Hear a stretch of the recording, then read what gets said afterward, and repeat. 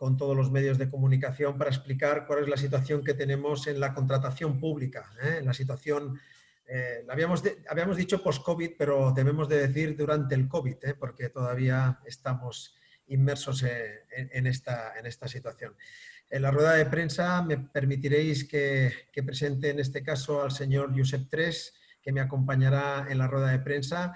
Es miembro del órgano de gobierno de la plataforma Pymes y, por tanto, para nosotros, y ahora comentaré un poco cuál es el manifiesto que tenéis en vuestras manos, que lo encabezamos tres instituciones, tres organizaciones, pero que conlleva también el acompañamiento de muchísimas asociaciones, en este caso colectivos que también se adhieren a dicho manifiesto.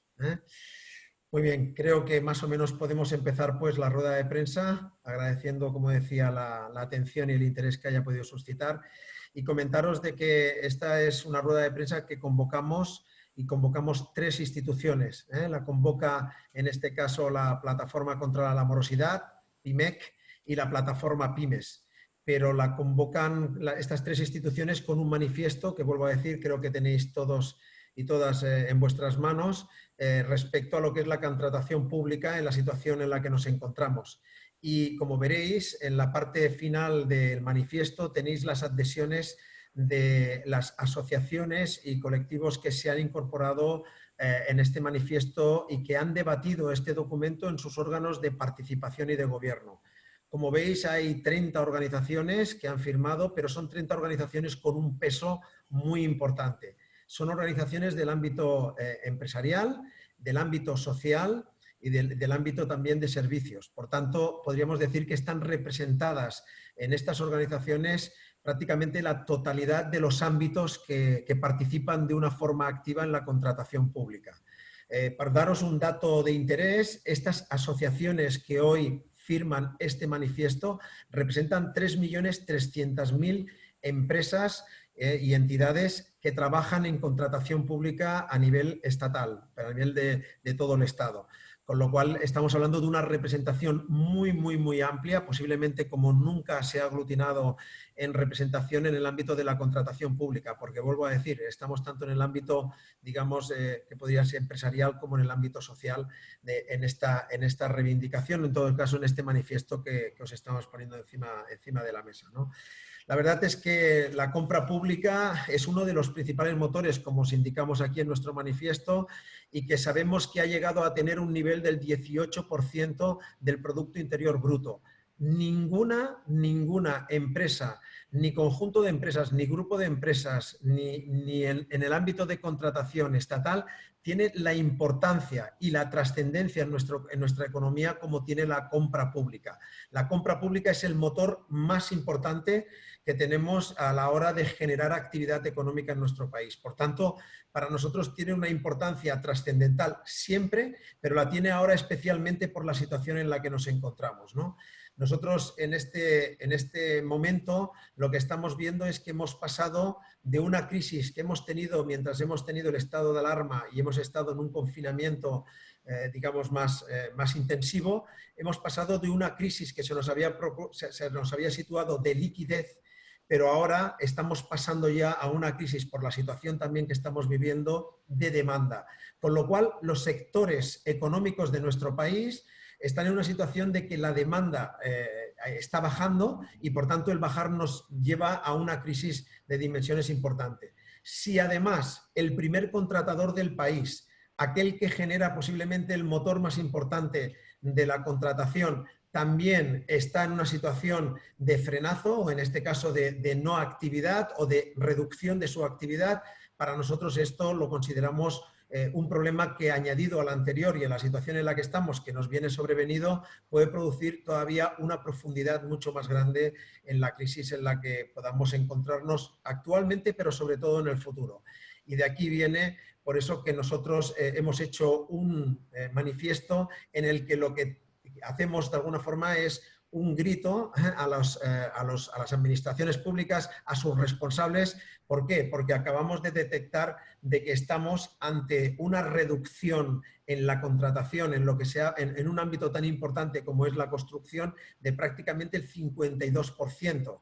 Si estamos hablando del primer contratador, o una reducción en los concursos que se están poniendo ya de un 52%, evidentemente esto va a tener una repercusión en nuestra economía. Pero es que además cuando hablamos en el ámbito de servicios, que son los dos elementos fundamentales dentro de este volumen, estamos del orden del 40% también en reducción de alguna forma de contratación, en la dinámica que se produce esencialmente por parte de la Administración. Por tanto, esa situación de continuar o de no tener una evolución en ese sentido podría generar problemas más allá de los que nos vamos a encontrar, como decía anteriormente. Nosotros vamos a hacer nuestra rueda de prensa y nuestro manifiesto, como tenéis todas y todos, con 3 elementos que consideramos fundamentales. Uno primero es garantizar los flujos de caja y de cobro, lo que significa asegurar los circuitos de pago. Un segundo punto que vamos a tratar va a ser el garantizar la demanda, esto es mantener también la cadena de contratación pública, esencial y que era con referencia a lo que estaba indicando anteriormente, y el otro es afrontar tajantemente la división de los contratos por lotes, ya sean sectoriales o por volumen. En parte también vamos a ver que hicimos un cambio legislativo en el año 2018, el 9 de marzo, que se aprobaba la ley de contratación pública, se implementaba la ley de contratación pública y tenía cambios que consideramos esenciales, pero vemos que a la hora de llevarlos a la práctica, esos cambios todavía no se han implementado. Y vuelvo a decir, en una situación normal podría tener un efecto, pero actualmente el efecto de no corregirse puede ser todavía muchísimo peor y más trascendente. Muy bien, el primer punto que veis que ponemos en nuestro manifiesto es un punto que nos tiene muy preocupados.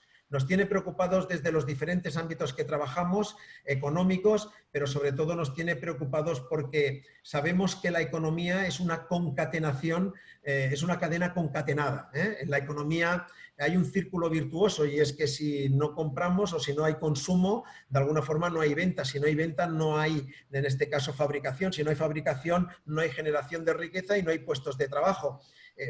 Y podríamos hacer este círculo virtuoso con muchísimos otros mecanismos.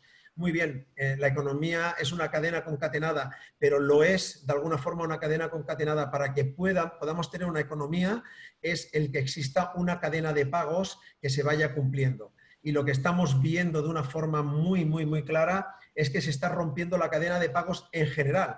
Y se puede, de alguna forma, yo no digo entender, pero sí que podemos ver que en el sector privado, por la situación que ha venido sobrevenida y la falta de liquidez, como explicaba anteriormente, y de demanda, puede generar alguna dificultad. Y por ello todo lo que se ha puesto en marcha con los ICOs y con todos los elementos que han puesto muchísimas comunidades para poder favorecer el facilitar liquidez. Con lo cual tampoco debería de haber esa rotura de la cadena de pagos. Pero lo que sí que es incomprensible total y absolutamente es que la cadena de pagos venga, los circuitos de pagos se estén rompiendo por parte de las administraciones.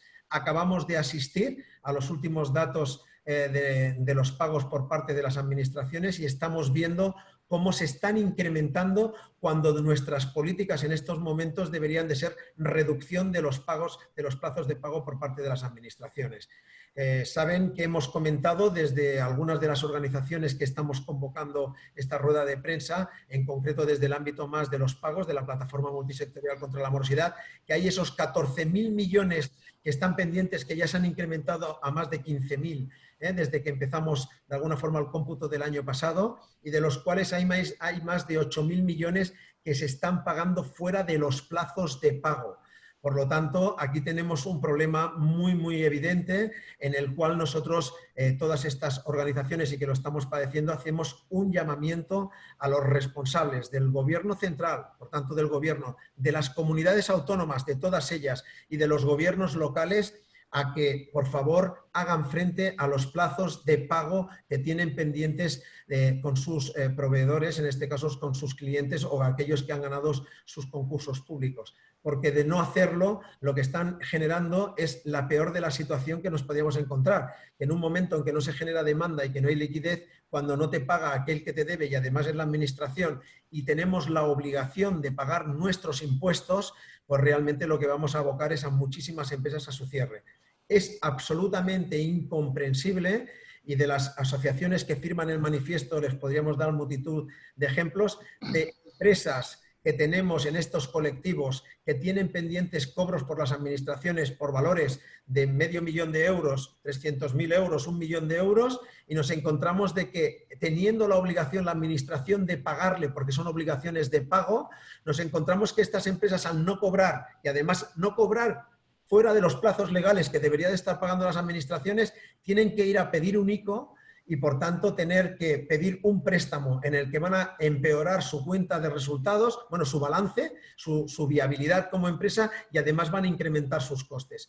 Es del todo inasumible, inexplicable, y podemos estar hablando durante mucho tiempo de cómo es posible de que en una situación como la que estamos las administraciones no aseguren los plazos de pago y en este caso los circuitos de pago, ¿no?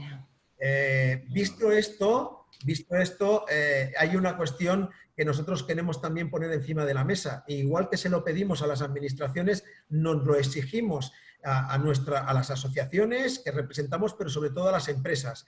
También exigimos de que aquellas empresas que están cobrando por parte de las administraciones paguen a sus subcontratistas. Estamos también viendo en estas cadenas, en estos circuitos de pago, que en algunos casos se debe de generar el circuito de pago desde el origen, en este caso la administración, hasta el último que pueda cobrar, que normalmente acostumbra a ser pues, un autónomo o una pequeña empresa en la cadena de subcontratación.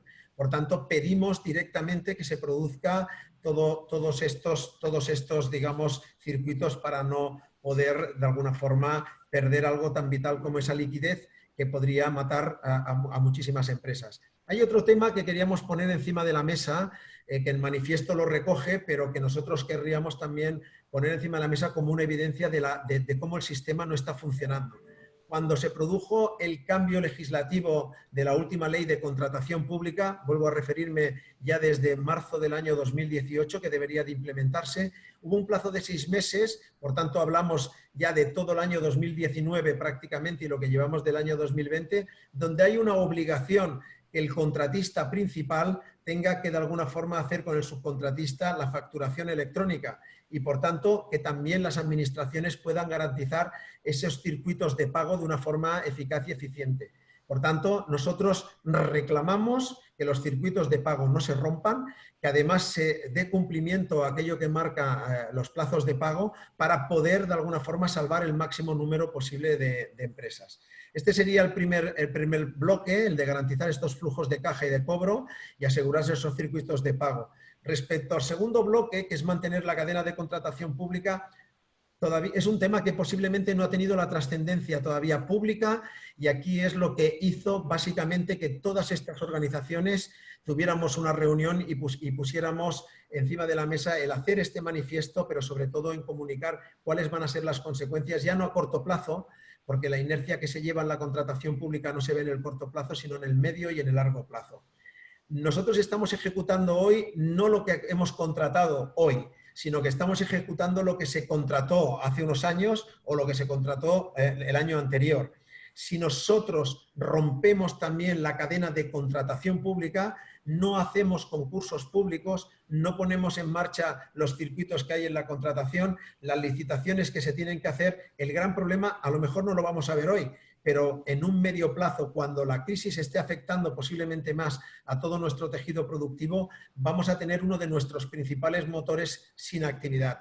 Por tanto, ahí vamos a tener un problema importante. Por eso les decimos aquí que la nueva licitación pública en este momento es prácticamente inexistente. De aquí vienen las caídas que hablábamos anteriormente. Y aunque las obras impulsadas por la Administración Central continúan, por esa sinergia que hablamos anteriormente, hay una paralización en organismos de muchas comunidades autónomas, especialmente, sobre todo, de obra nueva, y esto va a afectarnos, ¿no? En otros casos se han suspendido parcialmente contratos o totalmente, incluso tenemos algunos ejemplos, ¿no? O contratos en cursos que han quedado de alguna forma como servicios eventuales o nuevos servicios. Nosotros solicitamos aquí que para garantizar la demanda de obra pública en los próximos meses por parte de las administraciones, pues bueno, se sigan prorrogando pues, en algunos contratos que han quedado en stand-by o en este caso que se vayan facilitando la indemnización por la paralización de estas obras y servicios. También ya hicimos alguna de nuestras organizaciones alguna manifestación en este sentido, en el que todo y que la Administración contemplaba el indemnizar esas situaciones que se habían producido en algunos contratos, nos encontramos con muchísimas casuísticas donde no en todo sitio se ha hecho con la diligencia y la profundidad que se debería haber hecho, ¿no? Y también comentar que la realización de lotes de forma rápida y ágil, especialmente para aquellas administraciones que dependen o que tienen disponibilidad de licitación. Por tanto, nosotros mantenemos en el concepto de la cadena no solamente los pagos, que son absolutamente una situación de oxígeno actualmente para muchas empresas y que podrían salvar muchos puestos de trabajo en este sentido, sino que también alertamos de que ha habido una paralización en la contratación de obra nueva. Eso es parar la cadena de contratación pública, y esto en una situación como la que estamos, pero la que nos vamos a encontrar, como esto no se active, vamos a tener una mayor profundidad en nuestra crisis, ¿no? A partir de aquí le daría la palabra al señor Josep Tres para que nos pueda hablar más de las cuestiones más en lo que son los contratos, los tipos de contratos que se hacen y en qué condiciones se están haciendo. Josep. Muchas gracias, Toni. Bien, como decía, voy a comentar un poquito el tercer punto, que era el tema de la importancia de la división de los contratos en lotes. La caída de la demanda post-COVID-19 en el sector privado de bienes, obras y servicios afectará de una forma más severa a las pymes. En el día de hoy es difícil valorar cuál será la gravedad de la caída, pero el impacto económico será grande. Según el FMI, se estima una previsión de caída del 12% del PIB español para este año 2020. Teniendo en cuenta que la contratación pública, como bien ha dicho Antonio, supone el 18% del PIB, es fundamental garantizar que parte de estas pérdidas se puedan cubrir mediante la contratación pública para las pymes. La Comisión Europea considera que una buena práctica contractual es que un mínimo del 60% de las adjudicaciones sean para pymes. Esta cifra contrasta con la del conjunto del Estado español, donde únicamente en datos del 2018 el 39% de los contratos armonizados fueron para pymes. La transposición de la Directiva Europea del 2014, como bien comentaba también Toni, a la legislación española, a la Ley de Contratos, la Ley 9 del 2017, en su artículo 99 precisamente lo que busca como uno de los objetivos fundamentales el facilitar la participación de las pymes españolas en la contratación pública, que, como he dicho, en España es muy inferior a la media europea. Revertir esta situación es posible si en los expedientes de licitación se practica la división en lotes, teniendo en cuenta y separando las diferentes actividades sectoriales, territoriales o por el volumen del importe económico del contrato, incluso limitando el número de adjudicaciones a las empresas en cada una de las licitaciones. La diferenciación en lotes de los expedientes de contratación está demostrado que incrementa el número de empresas adjudicatarias entre 1,7 y 3,4 veces respecto a los expedientes no lotizados. Ello demuestra, por tanto, que la lotización contractual favorece claramente la concurrencia. Además, si a la lotización va acompañada de esta limitación en las adjudicaciones de los números de lotes, aún mejora muchísimo más esta concurrencia. ¿Por qué motivos? Las empresas, es simple, las empresas ven incrementadas sus posibilidades de adjudicación. Los requerimientos de la solvencia técnica y económica son mucho menores para las pymes. Y la realización de los proyectos, tanto si son técnicos como de la oferta económica, también es mucho más fácil para las pymes. De todas maneras, lo más importante es que la concurrencia beneficie también a la administración, con una compra mucho más eficiente, al favorecer la competitividad. Y con ello, ¿qué obtiene? Obtiene grandes beneficios, productos y servicios de calidad. Facilita la compra pública estratégica en sostenibilidad, innovación y social. Racionaliza el costo, es decir, ayuda a la formación justa de los precios de los productos y servicios. Mejora las condiciones para la ejecución del contrato. Importantísimo, preserva el tejido productivo de las pymes. Y algo todavía más importante, es más territorial, lo que favorece la reactivación más rápida de la economía local. También tenemos que tener en cuenta la importancia del uso de fórmulas no agresivas y que la puntuación no vaya más allá del 55% para la valoración de la parte de la oferta económica. que la puntuación obtenida por precio no excluya de por sí la valoración de un proyecto técnico, que da valor, que aporte calidad al producto y a la obra o el servicio. El favorecer y facilitar la contratación de pymes queda reflejado en uno de los principios programáticos del modelo de capitalismo inclusivo basado en la equidad que defendemos desde la plataforma Pymes. El aumento de la concurrencia, que al fin y al cabo es nuestro objetivo fundamental, incrementa la competitividad y con ello mejoramos la productividad. Con un aumento de la productividad favorecemos el potencial crecimiento de la economía y una recuperación sólida y creíble y sostenible para este país. Debemos conseguir que nuestras pymes crezcan en valor y sean fuertes y competitivas. Solo así podremos colaborar en la reconstrucción de este país. Muchas gracias. Muchas gracias, Josep. Yo creo que más o menos con el manifiesto, como también podéis ver en el manifiesto, hay algunas cuestiones que nosotros estamos planteando, como el hecho de que muchas de nuestras empresas que participan en concursos públicos tienen márgenes muy reducidos porque muchas de ellas trabajan a nivel de volúmenes, ¿no? Y claro, también lo que sabemos perfectamente es que estas situaciones han hecho adaptar a muchas de nuestras empresas con inversiones para mantener cuestiones de seguridad, las cuales estamos absolutamente predispuestos porque en estos momentos la seguridad para nosotros es fundamental, ¿no? Pero claro, esto ha incrementado en algunos casos también nuestros costes en muchos de estos contratos. Creemos que la contratación pública, con el manifiesto lo que ponemos encima de la mesa es que debe de prestarse especial atención. Creemos que no se le está prestando la atención de la importancia que tiene, lo trascendente y fundamental que es en general y especialmente en estos momentos. Hay algunos contratos que deberíamos de alguna forma tener en cuenta en cómo poder mantener dicha actividad. Muy bien, yo lo dejaría aquí en la parte más expositiva y a partir de aquí quedamos a vuestra disposición para todas las preguntas o aclaraciones que tengáis a bien realizarnos. Por tanto, si nos vais señalando sobre todo del medio que nos hacéis la pregunta y la persona para poder dar respuesta a la misma.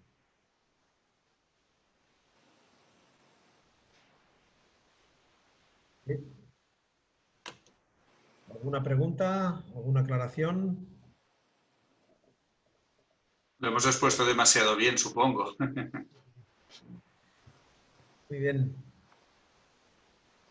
Espero que, bueno, en cualquier caso, cualquier duda, nos tenéis a disposición. Comentábamos también, os quiero comentar también, mientras de alguna forma tenéis el documento, que en estas entidades y asociaciones que tenéis reflejada en este documento, existe en algunas de ellas muchísima inquietud, porque hay sectores que se pueden ver muy afectados por la situación que nos estamos encontrando por parte de las administraciones. Hay algunas de ellas en ámbitos locales. Hay una cuestión que estamos reclamando también, y es que hemos venido pidiendo algunas de nuestras instituciones la utilización de los remanentes que tienen las administraciones locales. Estamos hablando de 12.000 millones de euros que tienen esas administraciones locales reservadas. ¿Esto qué es lo que permitiría? Pues mire, podría permitir en muchos casos, y se está hablando en estas últimas semanas del debate de la utilización de estos recursos, ¿no? Bueno, entendemos que puede haber una parte que vaya en el ámbito social, pero siempre estamos reclamando de que estos recursos también vayan a garantizar actividad. Si se nos caen en nuestros municipios muchas veces pequeñas y medianas empresas y autónomos, pues vamos a tener un problema ya no del COVID, sino posiblemente de puestos de trabajo y de gente con problemas para poder llegar a final de mes, ¿no? Entonces, que estamos reclamando también estos remanentes que se focalicen a actividad y en este caso la actividad de la administración en lo que es la contratación puede ser una buena solución. Y también estamos reclamando de que en momentos como los que tenemos ahora, el déficit público, y se está planteando también qué se puede hacer con el techo de déficit público, sabemos que vamos a tener que, por esta falta de demanda, activarlo, ¿no? Por tanto, yo creo que esta relación público-privada, esta parte de contratación, esta parte de utilización de los recursos debe de ser bien enfocada en estos momentos si no queremos tener un mayor andamiento en nuestra crisis que estamos viviendo y vamos a vivir, ¿no? Muy bien, no sé si hay alguna pregunta, si hay alguna mano levantada o Sí, algo. Antoni, tenemos una pregunta de Leticia Duque, de la revista Limpiezas, y pregunta cómo está afectando todo esto que comentáis al sector de la limpieza. Yo, Josep, que tiene más la representación en ese ámbito, se lo dejaría a él. Josep. Bueno, está afectando de una forma importante. Pero el problema más grave es la incertidumbre que tenemos en estos momentos de lo que va a pasar a partir de septiembre-octubre. Tengamos en cuenta que en el mundo de los servicios a las personas, en estos momentos, los trabajos que estamos haciendo son de refuerzos de limpieza en aquellas actividades que se están considerando esenciales. Con el teletrabajo, nuestro volumen ha bajado de por sí en un porcentaje bastante importante. La realidad de lo que nos pueda pasar en el sector la sabremos en septiembre o en octubre, como decía, cuando veamos realmente cuál es la incorporación de nuestros clientes principales. Realmente cuáles han acabado en un ERTE y se incorporan, en qué porcentajes y cuáles se han quedado en el camino. Como bien decía Tony, el porcentaje de empresas, la previsión de empresas de cierre es importante. Por otro lado, las administraciones no tienen todavía proyectos claros en estos momentos, yo lo entiendo, el COVID no ha acabado, no estamos en post-COVID, considero que estamos en COVID plenamente, aunque seamos un poco reticentes a creérnoslo, pero la realidad es que muchos sectores económicos a partir de septiembre esa actividad no se reemprenderá. Yo esta mañana, por ejemplo, recibía información del Departamento de Educación con unas perspectivas nada claras de cada diciembre, con unos volúmenes de trabajo que a mí lo que me preocupa es quién va a poner frente a estos sobrecostes económicos. Las administraciones en estos momentos necesitan muchos servicios, pero tienen un problema de liquidez. Y lo que no podremos aceptar es que nos tengamos que hacer cargo las empresas de esta falta de liquidez de las administraciones. Está todo muy por ver. El mundo del ocio, el mundo de la educación, el mundo de los deportes, los transportes aéreos. O sea, tendremos una afectación. Pensar que en el mundo del sector de la limpieza estamos involucrados en cualquier tipo de actividad económica y nos es muy difícil prever el impacto que vamos a tener. Desde luego, fuerte y grave va a ser. Gracias, Josep. Tenemos también una pregunta de Miguel Ángel Jiménez de la revista Cuadernos de Material Eléctrico. Y pregunta si en relación con los plazos de pago y el impacto económico, la plataforma ha valorado la convalidación del régimen sancionador. No existe ningún compromiso de urgencia para su aprobación legislativa. Pregunta si será posible tener un régimen sancionador antes del final de año. Muy bien, Miguel. Bueno, la verdad es que la semana pasada asistimos a un hecho que nosotros consideramos muy importante, que es que hubiera una mayoría comprometida a través de las transaccionales por parte de las conclusiones de la Comisión para la Reconstrucción. Hubo una equivocación en la votación para la validación del paquete económico, pero un compromiso, lógicamente, con las transaccionales que esta semana se vuelva a votar. La realidad es que tampoco las conclusiones de la Comisión no tienen carácter legislativo, pero sí que hay una cuestión que consideramos muy importante y es que ha habido un compromiso de mayoría de darle un valor trascendente a la situación en la que tenemos, precisamente para que no se rompan las cadenas de pago, porque ya somos conocedores del problema que tienen, de que se establezca además el acuerdo que hay y tal y como ha quedado reflejado en las conclusiones, es de que se implemente con la máxima urgencia un régimen sancionador. Entendemos de que esto es un elemento importante porque es un compromiso, en este caso, de acción. También debemos de destacar lo que Europa para el segundo semestre ha indicado, en este caso en concreto a España, ¿no? Donde le exige también que tenga un compromiso claro con respecto a las cadenas de pago. Por tanto, la pregunta que es si sería posible tener un régimen sancionador antes de final de año, claro que sí. O sea, existen mecanismos legislativos y creo que nos hemos hecho todos expertos para poder tener cualquier norma que en la necesidad que tenemos actualmente se pueda implementar. Y sabemos de que un real decreto podría hacer que la semana que viene tuviéramos un régimen sancionador si legislativamente o desde un punto de vista de compromiso viéramos la urgencia de alguna forma de tenerlo. Efectivamente, esto es urgente y entendemos que podría haber desde una acción como la que indicamos y un real decreto permitiría que fuera antes de final de año, pero también hay en la Cámara una proposición de ley de régimen sancionador que podría tener trámite de urgencia y eso podría hacer que antes de final de año pues pudiéramos tener este régimen sancionador. Lo necesitamos, existen los mecanismos para hacerlo y no existe ninguna explicación hoy en día posible de que no se esté implementando dándole prioridad a un tema como este, que además nos lo dicen desde Europa. Bien. ¿Hay más preguntas? Gracias, Antoni. De momento parece que no hay ninguna pregunta más. Vale, pues si no hay más preguntas, si lo creéis, quería agradeceros a todas y a todos, pues bueno, vuestra presencia, vuestro interés, que podáis hacer altavoz para que las administraciones y nuestros gobernantes sean conscientes de una de las herramientas que es la contratación pública que tienen en sus manos para poder activar o en todo caso no parar más nuestra economía y no perder más empresas y sobre todo puestos de trabajo.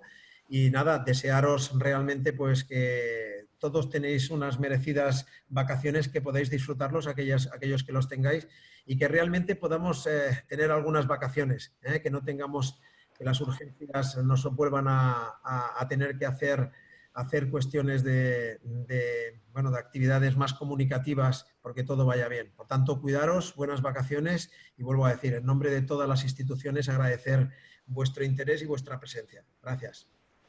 Muchísimas gracias a todos.